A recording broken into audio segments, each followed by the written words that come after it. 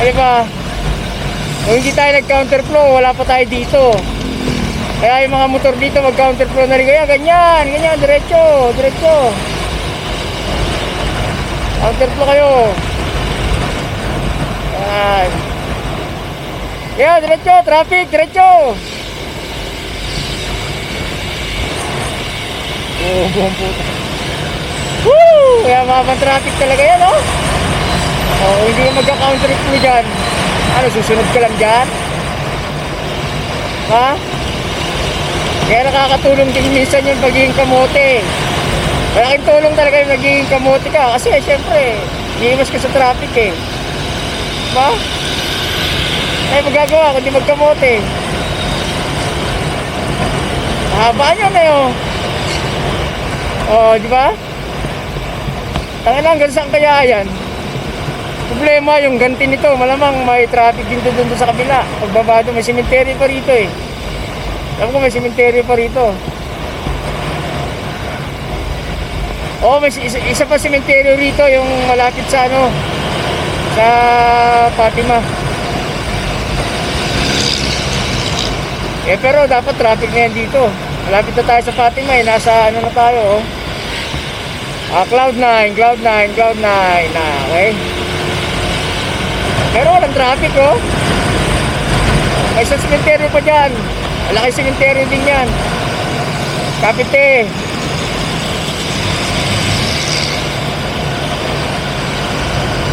Walang ka-traffic oh. Wala na traffic dito. Diretso na to. Diba, malinis na. Doon lang yung traffic eh, sa ano na yun. Pero yung dito, ano na, i-set ulit natin to, ano. Okay, sige, salamat ha, bye-bye. Doon lang sa kabila, tingnan natin kung may traffic. Ano, itong isang sementeryo dito, walang ka-traffic. Ano to, walang dalaw? Ito yung sementeryo, walang ka-traffic. Memorial Chapels. Kasi napaka-private kasi nito, yung mayayaman yung mga nandito, ayan o. Baka may isang daan to sa kabilang side eh. Oh. Walang ka-traffic, di ba? Mayayaman yun nandyan eh.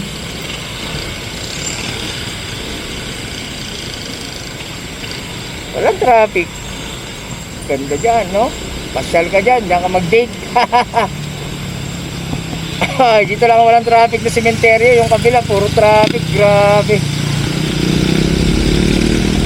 Walang nagta-traffic dyan ah.